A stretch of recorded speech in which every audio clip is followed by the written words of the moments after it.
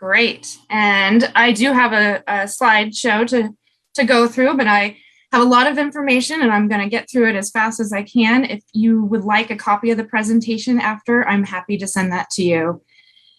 I've been working for the Water Commission for the last year. I was working for the city of Ashland before that for the last 9 years. And I've been in this industry for about 13 years now. So just want to go over first the different sources that we have here in our valley, how the drought has impacted those sources and what we can do going forward in the future.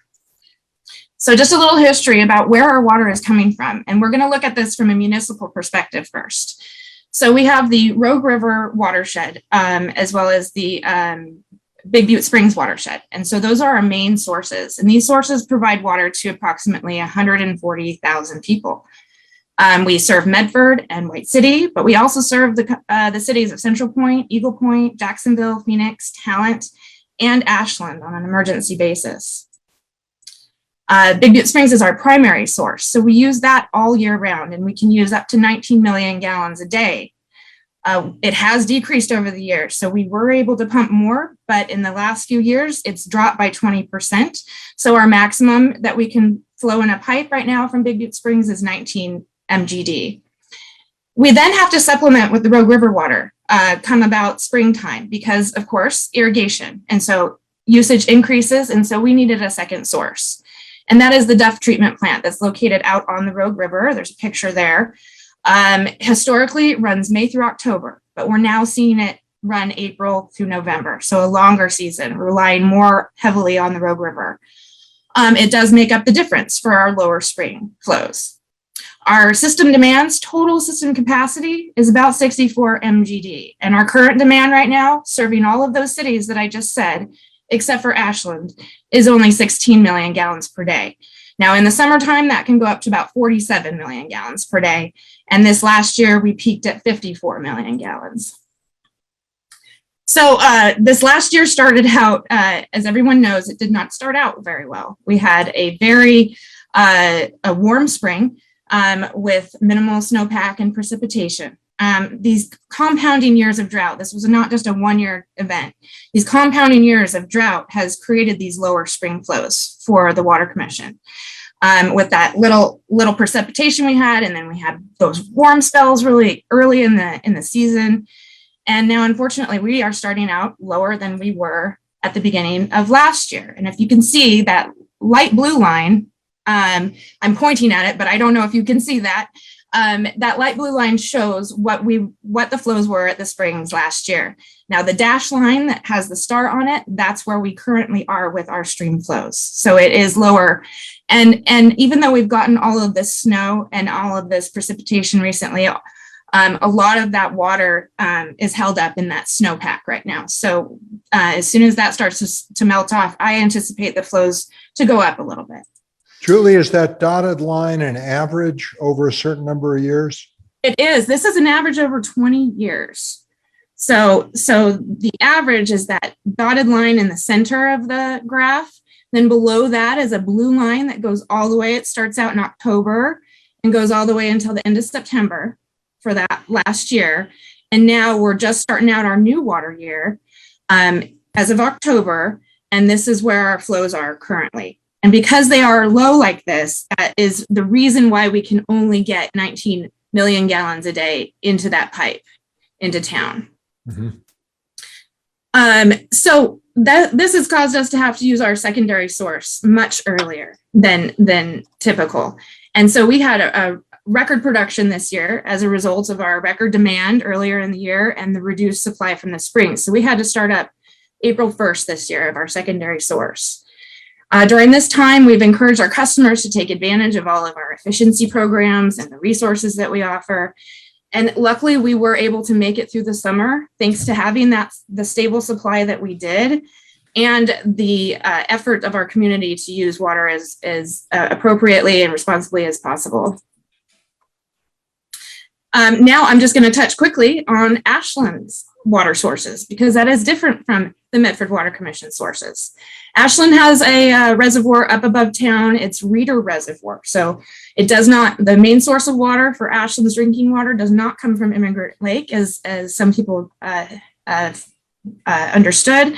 We do have our own source in Ashland, but our secondary source for when the reservoir water isn't enough is the TID water that comes through town. And most of the time it's used for irrigation of residential properties. However, if we have a shortage in Ashland, that water can be used. It's pumped to the treatment plant where it is treated to drinking water standards. Now, this year, they did not have TID at all. And so immediately jumped to the third source, the emergency source, which is the Rogue River, which is the Talent Ashland Phoenix Intertie. We call it the TAP. And so they utilize that water much earlier in the season. This really shows the watershed area, where Ashland's water is coming from. And everything in that pink zone is all flowing down into that little bit of Raider Reservoir. And you can see the difference in size from that to Immigrant Lake over on the right.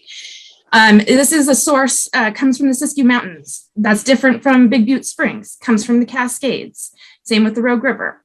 This is Siskiyou Mountains, serves about 2,100 people, or 21,000, excuse me. And every spring, the Reeder Reservoir does typically fill up to 100%. That's not the problem.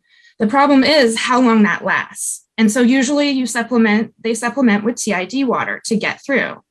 But because they didn't have TID this year, because of the shortage, they started using TAP. They did have a high water demand early in the year. It peaked at 6 million gallons in June, which usually doesn't peak until July or August. They implemented voluntary reduction requests, and the community was able to reduce water use. And there is a lot of future planning taking place to include climate impacts to the Ashland water supply.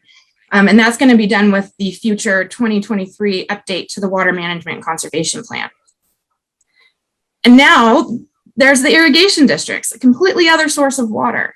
And they've been impacted the most by this ongoing drought, these compounding years of drought. Those reservoirs just haven't had a chance to fill up. I know many of you, I'm speaking to the choir here, many of you went through this. So some crop yields were reduced, not planted. Quality was poor. There's been more tree mortality. There's a lot going on. Shutoffs occurred early, 2 months earlier than usual. And many people are looking for alternate supplies. So this is what those lakes usually look like. This is what we want them to look like every year. This is ideal. But unfortunately, they have not looked like this for some time. And they currently are looking about like this. 3%, 5%. It's that southeastern part of our county that's really got hit hard, because you can see Fish Lake and also 4 Mile and Agate are a little more full than the others. It's that area that seems to be getting hit the hardest. So this compounding years of drought, it's gonna, and snow accumulation, it's gonna take several years to recover from. One event like we've had, it's been so exciting to have all this snow and precipitation, but one event isn't likely enough to get us through. We need this to continue through the rest of the winter. Trends are showing more frequent drought years, heavier rain, less snowpack. Like we said, in 2021, that's exactly what we saw. Drier soils, higher evapotranspiration, which increases the need for water or the use of water. And every water supply is impacted differently, as we've shown here during the drought. And again, the irrigation districts were hit the hardest. 2022 started off better, but we need that to keep going. And this makes me happy, looking at this map showing all the blue and the more of the blue colors and not the red. So I know it's just the beginning, but I'm still happy to see these snow water equivalent averages for our area. I mean, we're about 187% of normal for this time of year. So what can we do? All right, there's a lot of things. We need to be proactive, take advantage of our local technical assistance, rebates, state and federal funding, because there is a lot out there now. There's been a lot passed by state and federal to help in these areas. Know how much water you use or that you need. Reach out to your local water utility, your irrigation district, soil and water conservation district. See if anyone offers a home evaluation to provide you with how much water should you be using, and just get a better idea of what you need. Upgrade your indoor fixtures and appliances, as well as look for opportunities in your landscaping to provide more climate appropriate plantings, and upgrade your efficiencies in your irrigation practices. Fix leaks. That's the biggest thing that you could do. And then look at gray water and or rainwater catchment potential. And every site is going to be different, so it's not going to work for everyone, but it is something that you should look into. And then what's also very important is to support upgrades to water supplier system infrastructure that will improve efficiency and resiliency long-term. This may include some rate increases.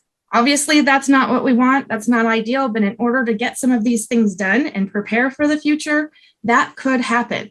And so to be supportive of those changes and those increases is going to be really important going forward. So I don't like to just sit and say, what can customers do, but what can water suppliers do? They can continue to offer long-term conservation efficiency programs, provide education, technical assistance, and rebates to try to maximize our water resources. Upgrade our infrastructure internally. We're upgrading infrastructure and we're trying to achieve increased efficiency and resiliency. I talked about the rate increases. Municipalities, water suppliers, apply for those grants and those low interest loans that are out there to reduce costs for water system improvement projects and thus reducing the cost to the customer. And then important long-term planning. Look at the supply, look at the demand, look at those trends, see how things are changing.